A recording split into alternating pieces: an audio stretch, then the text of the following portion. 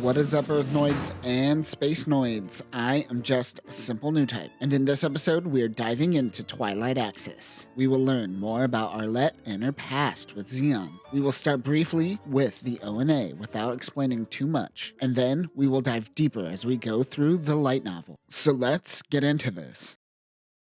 UC 0096. Sometime after the Laplace incident, a man walks into Danton's dry cleaning business on Side 6. He realizes he is not a customer. He is looking for Arlette Almaj. They go somewhere else to talk. This man is Mehmet Merka. They meet with Arlette. She wants to return to Axis. Inside the colony, the Mistema team advances on the Gundam. This is Gundam Tristan. The RX-78 AN-01 Gundam AN-01 Tristan is developed from data from the NT-1 Alex Gundam and designed to be used by new types. This was made using leftover surplus of old Gundam parts. This is also the first Gundam made by Buick Concern, the company responsible for the first generation of Crossbow and Vanguard's Gundams. It is rumored that the base is the original Alex Gundam that Buick Concern eventually got their hands on. This was stolen by the Fermo brothers. More on them later. Weapons include 60mm Vulcans, a 90mm Gatling gun, the Gundam Mark II beam saber, new Gundam's beam rifle, and a shield. Danton gets into his mobile suit while Arlette heads back to the Mistema team. She says that she loves him like a father.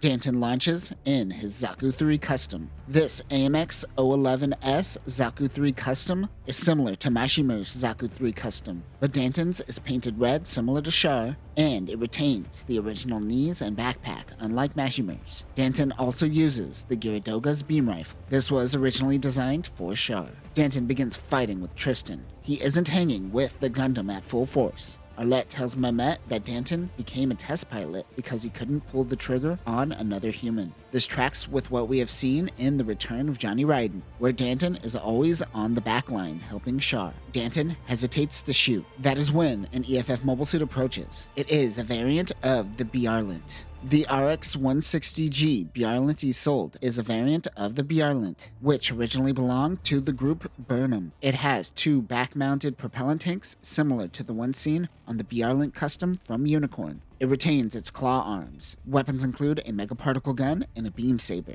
As the two melee battle, the Bjarlint gets stuck under the rubble. Danton rushes. The Bjarlint cuts off its leg to break free. The Gundam also is back on the battlefield with the Bjarlint. The two Fetty mobile suits retreat. We flash back to the past where Danton is piloting an R-Jarja. The mobile suit is damaged as he returns. Arlette chastises him. Back in UC 96, Danton, Arlette, and Mehmet head to Axis. She thinks back to her past, where she learned that Char was in love with Lala. Arlette seemed to have lived in the shadows of Lala. Danton tells her that she is the best partner that he has ever had. Back in the present, the three spot Sazabi. While she is hugging Sazabi, mobile suits begin attacking their landing crafts. She goes into Sazabi and pulls out a T. It is the Psycho Frame. Arlette takes off in the asteroid and finds a mobile suit that she once developed. It is the Ahava Azieru. The AMA X4 Ahava Azieru was developed during the first Neo-Zeon War and was never touched while inside Axis. It was a testbed mobile suit designed to test new types' mental sensitivities. It appears as though it has the same design concepts as the Alpha Azieru. It is equipped with a mega beam cannon, a megaparticle gun,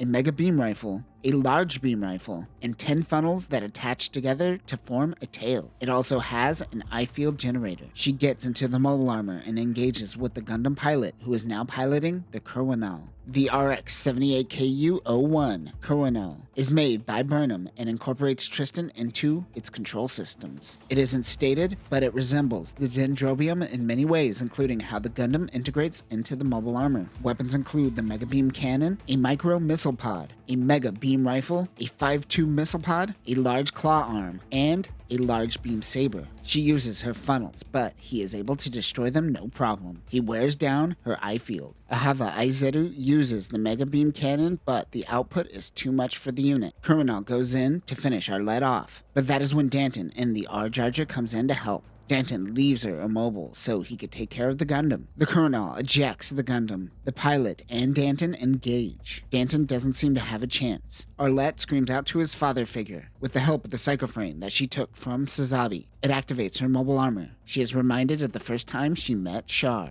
A cosmic glow erupts. The pilot of the Gundam couldn't kill them after watching the cosmic glow. He says that he and the girl are the same, meaning that they are both cyber new types. Mehmet once again returns to the dry cleaners. This time, he doesn't have a mission for them. He simply wants a few things dry cleaned.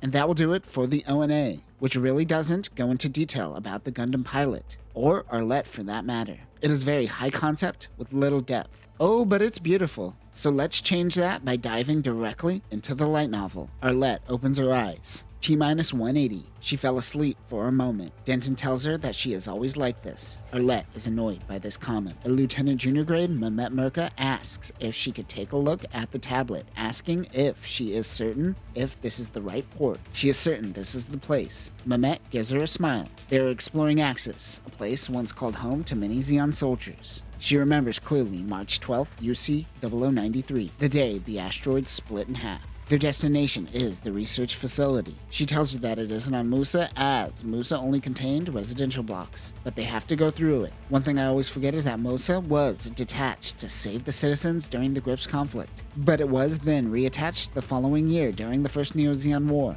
You only know this from visual cues in the anime. We haven't got to any Double Zeta manga, so perhaps it's mentioned more there. She mentions that Musa holds a special place in the hearts of Axis citizens. It's also the place where Roberto/Ricardo got drunk with some jailbait. You remember that? Rest in peace, Yayoi. Musa is seen as a holy land. Danton, who once lived there, was never granted access to Musa. In fact, many of the one-year war survivors who fled didn't get access. This statement conflicts with what we've seen. I get that Char in High Command gets access, but we also seen Roberto on Musa. Remember when he got drunk with that jailbait? Rest in peace, Yayoi. Danton's orders were given by Char. He has been protecting her since the Flanagan Institute. Danton, Arlette, and Mehmet, who is leading the Mass Stemma Special Forces unit, make their way onto Musa. Musa rotated to create artificial gravity, but that no longer functions. Minovsky particle density increases. They reach the facility, the Maharaja Khan Memorial Research Facility. Gunfire suddenly rains down on them. The special forces return fire. A cloud of dust settles, revealing a mobile suit. The team begins running through the alleys of Musa. They are no match for a mobile suit on foot. They notice that it is a Jagan, but it isn't one of theirs. It is a Burnham type. The RGM-89 Jagan Burnham type is a Jagan variant belonging to the group Burnham. Besides the purple color scheme, differences from the main Jagan include the new left eye sensor and a lance-like beam rifle. These were stolen after the Second Neo-Zeon War. Other weapons include a Vulcan pod system, a beam saber, and 3 hand grenades. They have been set up and they need to fall back. An explosion goes off inside a building as a distraction. The Mass Stemma team came prepared. 2 more mobile suits appear. One is another Jagan, but the other has a V-fin. It is a Gundam. They still don't know who the enemy is, but they are probably after the same thing that Arlette is after. She goes through in her mind of potential Gundams she has researched. This is something new. She realizes they are close to the research facility, and there may be prototypes still functioning inside. She runs off on her own, but Danton follows suit. I was going to make a comment about how these mobile suits still have power during the ONA, but Arlette explains that the facility is still powered independently and might still work. She wants Danton to be the pilot of whatever they find in the facility. They head in and find a Zaku 3 custom. She still has a key that has all of Danton's pilot settings. She wonders why he held onto it. There is still power and they are able to open the hatch. Like the anime, she says that he loves him like a father before heading back to the rest of the team. Danton takes off in the Zaku. Mehmet sneaks up on the Jagan and plants a bomb. He uses a rocket launcher and attacks another in the leg. He was able to take out 1 mobile suit, but half of his team is already down and the Gundam is still untouched. He tried his best and awaits death.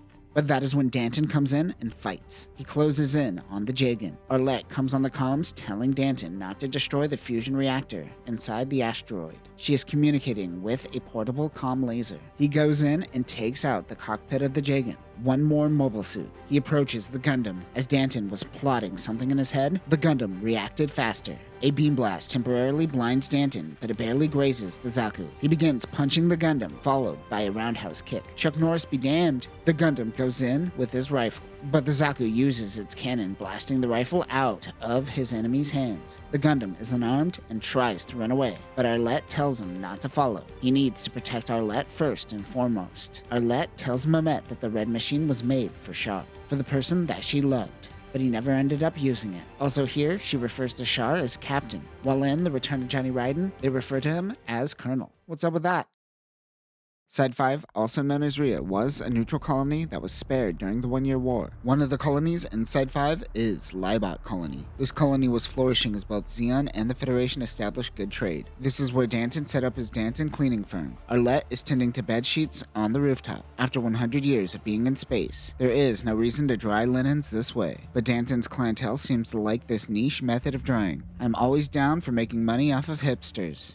In the manga, Arlette is out delivering dry cleaning goods. She notices 2 people approaching the cleaners. 2 men in gray suits walk in. Danton was working on a jigsaw puzzle. He sizes up the men. He could tell that these men are well trained and have muscle definition under their suits. They're soldiers. Arlette comes down and Danton tells her to stay back, but she doesn't listen. The men in suits know their name and calls her Arlette Almaj. While laying low, she goes by Arlette Highleg and pretends to be Danton's daughter. One man introduces himself as Mehmet Merka. The other man wants to go to a safe location before talking further. In the anime, Mehmet suggests that they go to a new location, and Arlette isn't in this scene. Danton tells the men to head to the cafe across the street and he will meet them there. He tells Arlette that it looks like they will have to move again. This isn't the first place that they settled down, and it won't be the last. They aren't Zeon soldiers that surrendered during the 1-Year War. They were Neo-Zeon soldiers, and thus participated in war crimes. One thing that the anime doesn't touch on is that due to experiments conducted on Arlette during her time at the Flanagan Institute, it has caused her to grow at a slower rate. Arlette watches the shop while Danton goes to talk to the men. Danton heads to the cafe and sits with him. Mehmet hands him his card that says Ministries Department 6. They are an intelligence agency under the Federation. They cut to the point and tell Danton that they want him to be their guide through Axis. Danton was the test pilot for Commander Char's own mobile suits, while Arlette worked in mobile suit development. Mehmet knows that Danton was a part of Neo-Zeon. Before that, he knows he was a part of the AUG following Char under the identity Quattro Bagina. They even know that he worked with Char during the 1-Year War. They were able to track him down because of the extensive data they have on Quattro, and were able to extrapolate patterns that led them here. He wonders why they went through all this trouble to find him just to be a guide. Mehmet and his men need help because they are looking for the Psycho Frame. Danton freezes upon hearing this. Mehmet asks if he knows anything regarding the Laplace incident. He only knows what he has heard on the news. He says the incident has been covered up. There was a mobile suit with a psycho frame that puts all other mobile suits to shame. He is of course talking about the Unicorn Gundams. He then tells him about the time that Ridian Banana tanked a colony laser. The mobile suit even has self-regenerating capabilities. Danton witnessed Sazabi go against New Gundam, but never experienced anything on the level Mehmet is talking about. He starts to realize the psycho field and the mysterious incident with Axis has something to do with the psycho frame. They aren't sure, they just have a huge hunch. But because of Char, the Federation has now acquired this technology. Char single-handedly was a Black Swan event that advanced everyone to a new level technologically. This is usually a good thing, but giving everyone the power to manipulate time and space is something that Mehmet and his agency is trying to prevent. Danton was prepared to die by Char's side that day, but it didn't go the way he planned. Of course, they are prepared to compensate them for their troubles as well as scrub them of their war crimes. Danton thinks to himself that he can't put Arlette through that incident again, but before he could speak up, Arlette comes in and says, "We're in." If there is an opportunity for them to go back, then they should go.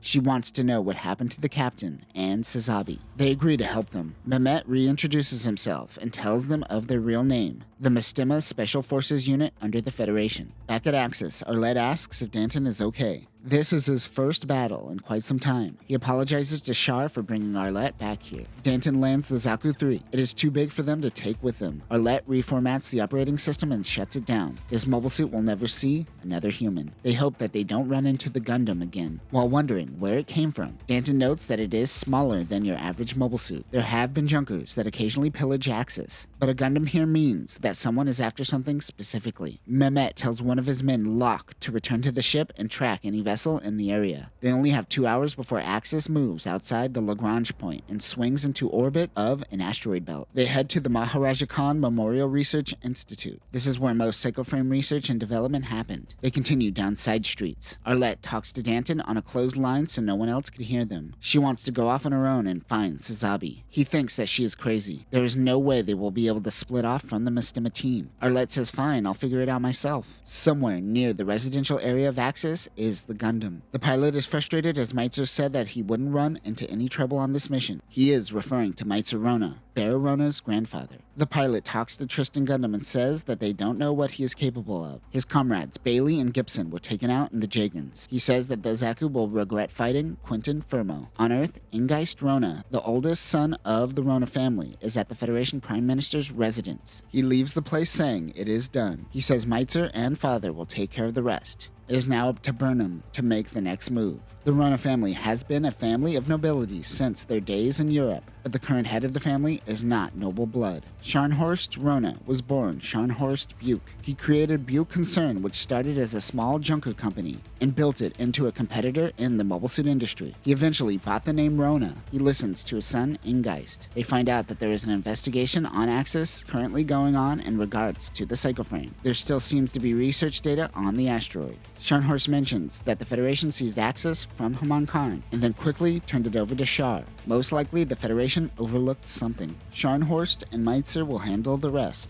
He isn't telling Ingeist their entire plan. If anything goes wrong, he could plead ignorance and not be prosecuted, and he could continue the Rona bloodline. They changed the subject to construction of the new sides. They are calling them the Frontier Sides. However, the Federation is causing construction to take longer than expected. The Rona Patriarch says that this is what happens when you let foolish masses rule. Mehmet listens as Danton and Arlette banter on the comms. Part of his mission is to monitor these two people's behavior, as these are the only two alive with knowledge of Char Aznable's past. Mehmet is very interested in Char and his past. Specifically, he's fascinated with Char's history of developing mobile suits. The person who leaked psychoframe tech to the Federation was claimed to be Char himself. Mehmet suddenly tells the team to stop. He asks Arlette if they are close. They happen to be near the facility. Mehmet believes that someone has made it here before them. They notice that the facility is being guarded by a Bjarlant. There are actually 3 mobile suits guarding the building. There are more Jagans. Mehmet is certain that they are also after the psychoframe. They don't know who these people are, however. Arlette tells them that there is another way into the facility, but it's going to eat up some time. Although it is a research facility on paper, it is in fact a military and weapons facility, which tests mobile suits. Which means that there will be a hatch or a hangar that they could access the facility through, but they will have to go out into space. 6 of them decide to head out into space and find an access through a hatch, while 2 stay behind and monitor any movement. Arlette takes them through a special access designed for the Imperial Guard. They go through a series of doors until they make it to a hangar full of Gazas and Galluses. But then he stumbles onto a blast from the past. He spots the old Arjarja.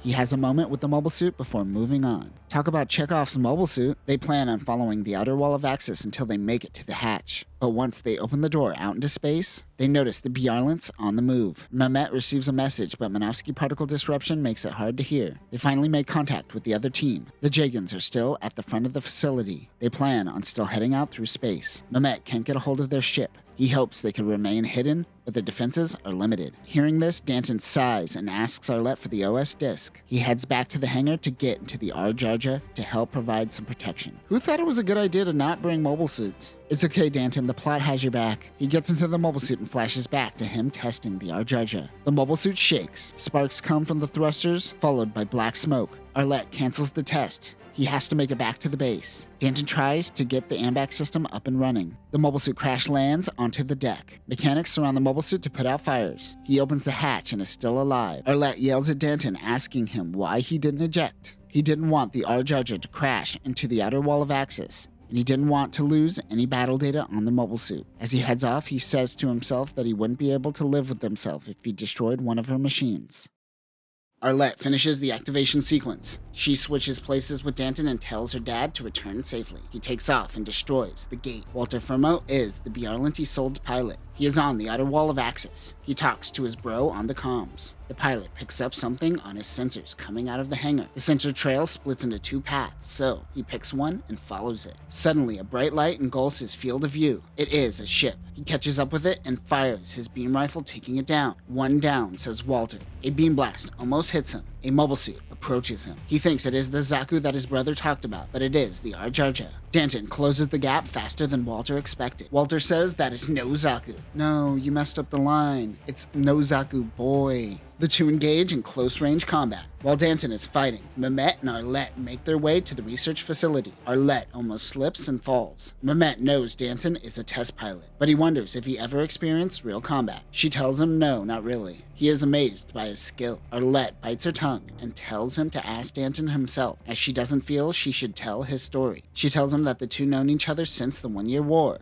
but she hints at the fact that as she ages but her body stays the same, things are starting to get to her. Poor girl probably just wants to have sex. Looks like jailbait, but she's closer to Danton and Char's age. That sucks. They still don't specify exactly how old she is, though. Arlette is certain they will find a psychoframe. She is grateful Mehmet brought her here. She says that he has given her a chance to learn what Char Aznable's final thoughts were. You mean the whole Lala soon could have been a mother to me? Oh no, Arlette, I don't think you want to go there. It gets real Oedipal real fast. They make it to the research lab.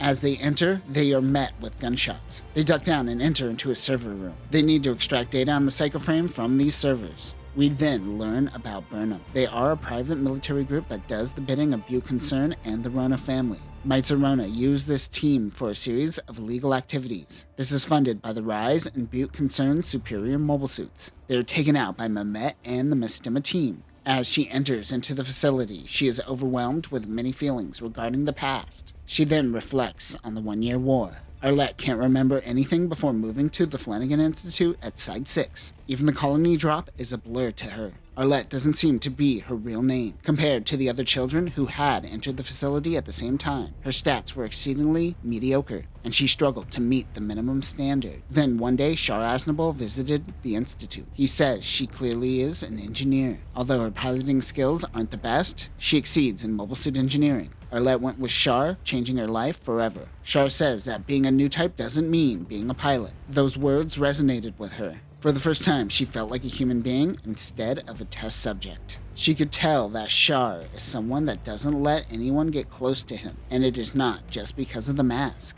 However, one person was able to get behind the mask, so to speak. This was Lala Soon. Lala kept to herself, but once in a while found herself talking to Arlette as they share a new type connection of the sorts. After Lala's death, that wall that Char once had came up again. He soon disappeared from the public, and Arlette chose to follow. She then mentions that she will never be able to climb that wall in regards to her inability to grow. I think it hints at the fact that she wants more than just a senpai. Mehmet snapped Arlette back to the present. He tells her to get down and the room is engulfed in bright light. Part of the lab blew up by someone who kamikazed himself. The mercs that they captured earlier got away. Mehmet's handsome face contorted with disgust. Handsome face? What a weird time to comment on a character's looks. Who wrote this? It's our performance, isn't it? But he realizes these people really would rather die than have the Mestima team get the psychoframe. Mehmet looks up to realize the servers were hit and no longer useful to them. Arlette finds a terminal still functioning. Part of the data is salvageable, and she gets to work. She reflects back to the last thing she said to Char.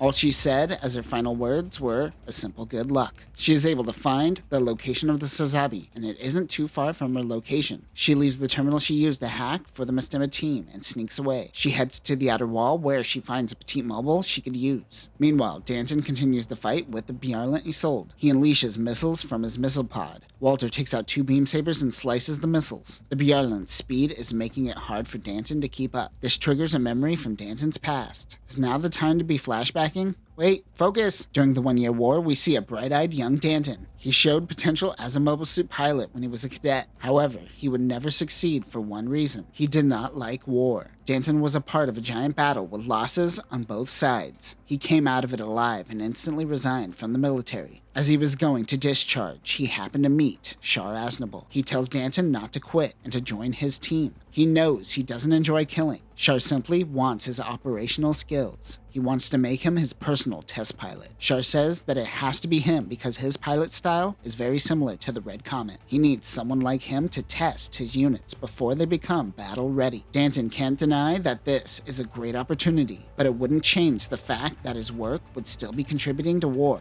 even if he isn't pulling the trigger. He has to think it over. He leaves the room, but Danton already has his answer. He will become Char's test pilot. Danton visits the research and development facility on Side 6. This is where he would meet his future partner in crime, Arlette. He finds her annoying at first, first. Danton was also quiet and off-putting, so their interactions were awkward. They eventually loosened up, especially around Char. The two of them, over time, would become like brother and sister, and Danton finally found a place to be himself. Even when Char changed his name to Quattro, Arlette chose to follow him. As Arlette and Danton became close, he wanted to be by her side. Arlette and Danton are relatively new characters, so they were never retconned into Char's deleted affair or Zeta Define. But supposedly they have been there the whole time. Danton comes back to reality. He splits the barrel of the Isolde's beam rifle. They grapple, but Danton is able to get his hands free. He whips out his beam saber and slashes off Isolde's arm. They get distance from one another. Danton also lost one of his arms. Walter understands why his brother was struggling against this pilot. Danton hates that he is engaging in battle, but he is also getting off on being able to push the Arjarja to the limits. He wonders why Char, in his final words to Danton, said to protect Arlette. Arlette spots something red in the distance. It is Sazabi. He tells the captain that she is back, knowing that there is no one there. The cockpit has been removed during Char and Amado's battle. She enters into the empty cockpit to find a piece of the psycho frame. This is everything that Mehmet and the Mistema team were looking for. But that is not what she is here for. She moves to the head where the subcomputer is located. She whips out another terminal to try to access data. She's looking for anything. Logs, audio files, visuals, anything that would give her a glimpse into Char's final moments.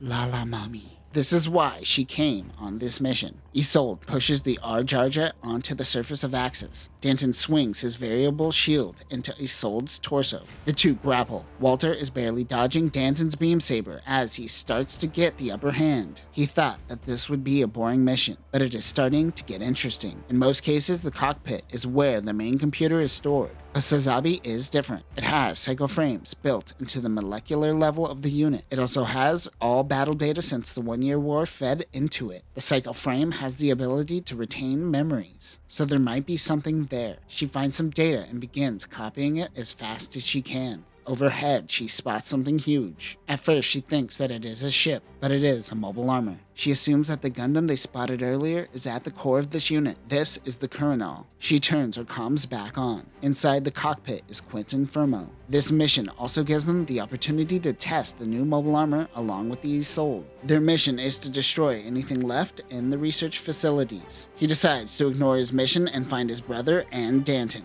He flies away. Mehmet finally realizes that Arlette has disappeared. He tries to call out to her on the comms. He gets nothing back. They will wait till she returns, but he hopes that she returns soon, as this place might become a target again. That is when a voice comes on the comms. Minovsky particle density is high and it is hard to hear, but it is Arlette. She lets him know that the mobile armor is heading to the spaceport. Danton and their shuttle are in danger. He tells them to head back to the port while she handles the mobile armor. Mehmet has so many questions, but Arlette cuts off the comms. He says, oh well, I guess I have to trust that she has something up her sleeve.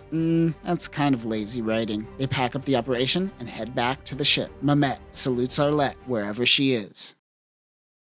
A sandstorm on the surface of Axis breaks out. Danton parries Isolde's attack. The Arjarja is a close combat unit, and the Isolde is a mid to long range high mobility unit. He isn't going to last long. Walter thinks to himself that he hasn't experienced a battle like this since he was in the military. Isolde's claws grab onto the Arjarja. He isn't going to die here. He fires the beam cannon at point-blank range. This allows him to get behind the Bjarlant. He stabs his beam saber through the head. Isolde goes down. The light on the Arjarja's mono eye goes out as well. Danton hears a voice on the radio. Walter knows he isn't a soldier. He wonders who he is. Danton says that he is just a simple dry cleaner. He tells him to come visit sometime and he will give him a discount. That is when the Colonel approaches. Danton hears Walter say, brother on the comms. Arlette returns to the lab in the Petite Mobile. She doesn't think that Danton has a chance at winning against the Bjarlant, not knowing he already won. She asks for Char to guide her. He heads into another hangar where she sees a giant mobile armor with huge binders. This is the Ahava Azieru. She uses Char's old ID to enter into the cockpit. Universal Century 0088. Sometimes after the Grips conflict, both Arlette and Danton were given a new mission from Char. He wanted the two to take refuge with Haman at Axis. Even Arlette doesn't know where Char hid himself between Grips and the the rise of newborn Neo Zeon. During this time, Arlette continued the design she was working on while helping Char and the AU. Char wanted Arlette to learn from the Axis team, so she joined the Maharaja Khan Memorial Research Institute. Her skills were respected, and she was given quite a lot of power in a short amount of time. I feel like they just needed someone to fill the role of Sumeri now that she is no longer on Axis during this time. This is when she started building the Ahava Azieru,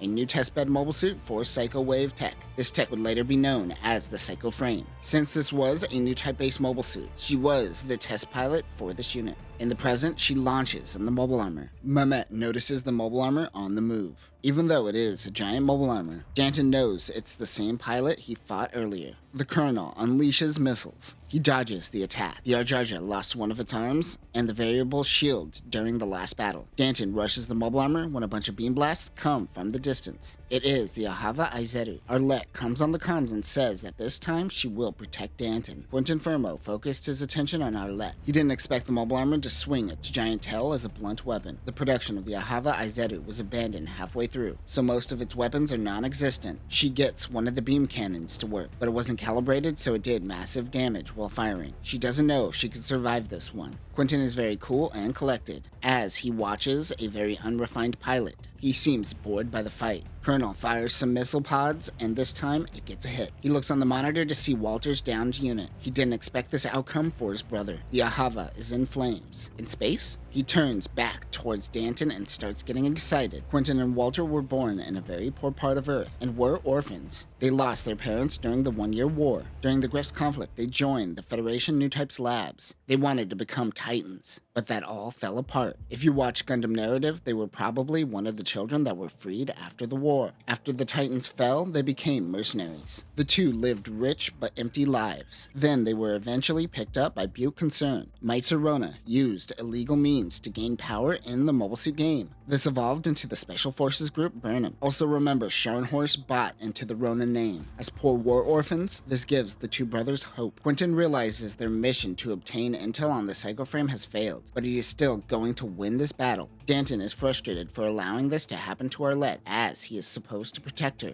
even though he doesn't know why Char ordered this of him. He thinks perhaps protecting her allows him to be himself. The Arjaja rushes in with his beam saber. There is nothing that Arlette could do, and it seems like the Arjaja is on the verge of falling apart. She can't let him die in front of her eyes. She moves the arm rakers, frantically hoping for the mobile suit to move. That is when a light emits from the case. She knows what that is. This is just like the Psycho Field. Just like on the day Char went MIA. She believes that Char is helping by lending his strength. His mobile suit starts up again. The green glow of a Psycho Field changes to a white light. She sees the moment he and Arlette meet one another thanks to Char. The white light changes to a mobile suit dock. That is when he was testing out the Gelgoog. He notices that the Psycho Frame is trying to show him memories. He wasn't really a believer in Psycho Waves, but he is experiencing it with his own eyes. He is then transported to Axis. He has so many questions that he still wants to ask Char. The two have become the brother and sister that Char wanted them to become. He realizes that Char saw something between the two, and he didn't want them to lose that, like he lost his chance with Sayla and his family. Danton is brought back to the present, where he pushes forward, but the Colonel fires on the Arjaja. Arlette yells out to Danton. She moves her mobile suit and rushes towards his unit. She unleashes her eye field and blocks the beam. She continues pushing forward and crashes into the Gundam. This causes Quentin a lot of G's of whiplash. That is when he hears thoughts.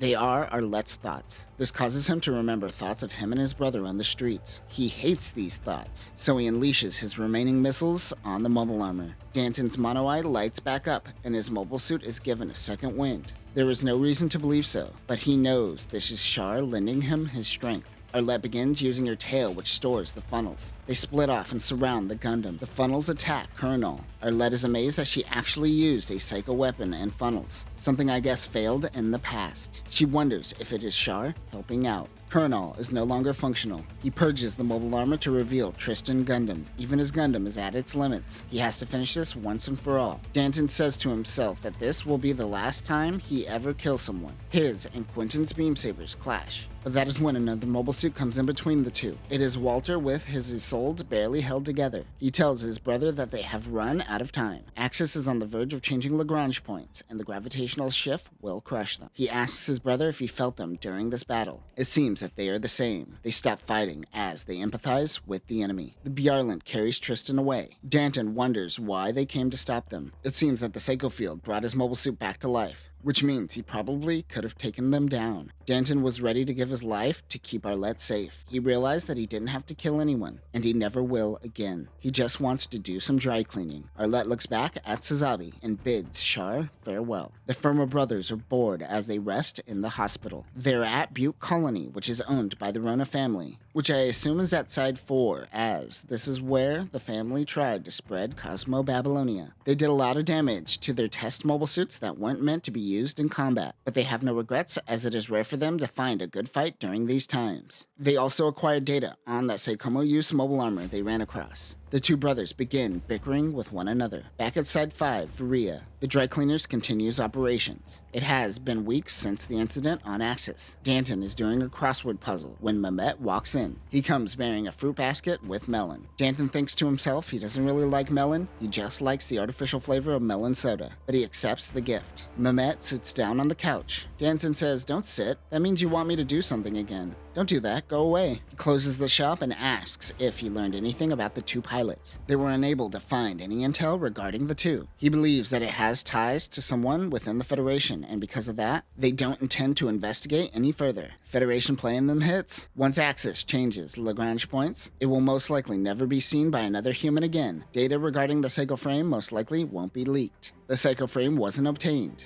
Mehmet says, "That's funny. I remember seeing a green glow out in space during the battle." Mehmet is probably thinking to himself, "That was my Psycho Frame and you bitches used it." Danton says, "You must have imagined something." Both of them eat an apple instead of talking. Also in the manga, it isn't Mehmet who visits them. It is actually the two Firmo brothers. Arlette is out on a delivery and is excited to use some of that Mistema money to fix up their Elakar. She is wearing a necklace of what looks like metal scraps. It is what remains of the Psycho Frame that was used during their battle. She never told Mehmet or Danton about finding the Psycho Frame, but this is the last connection to Char she has, and she won't let anyone take it from her. Arlette never got through the mask that is Char Aznable. She in many ways is wearing a mask like him. Danton tells her how he thinks that Char was always looking for the warmth of a family within the two of them. He entrusted them with the same sense of family that he himself had once had before. It was lost forever. This is how Danton saw Char. Lala and Amado most likely saw him in a different light. She hopes that new types will help humanity understand one another, but she knows that it won't be happening anytime soon. She stops at a lake and throws the pendant in the water. And that will conclude Mobile Suit Gundam Twilight Axis. It is such a shame that the ONA completely ignored the connection to the Rona family. This is UC 0096, so it would have been nice to have something connecting early and late Universal Century. We get to learn about the Firmo brothers. Unlike the ONA, which just completely ignores Walter, Burnham, a subsidiary of Butte Concern, is the Rona family dipping their toes into what will become the first generation of Crossbone Vanguard. You start with small insurgents, then work your way up to a military. We still don't know too much about the Firmo brothers, but their history is more fleshed out in the manga version of Twilight Axis, though it doesn't really add to their story. Do you want to know how Walter got his scar? Yeah, me neither. We will cover the manga eventually. I will probably wait for someone else to translate it though. But that will do it for now, new types. Remember, Char means many things to many people. What does Char mean to you? Peace.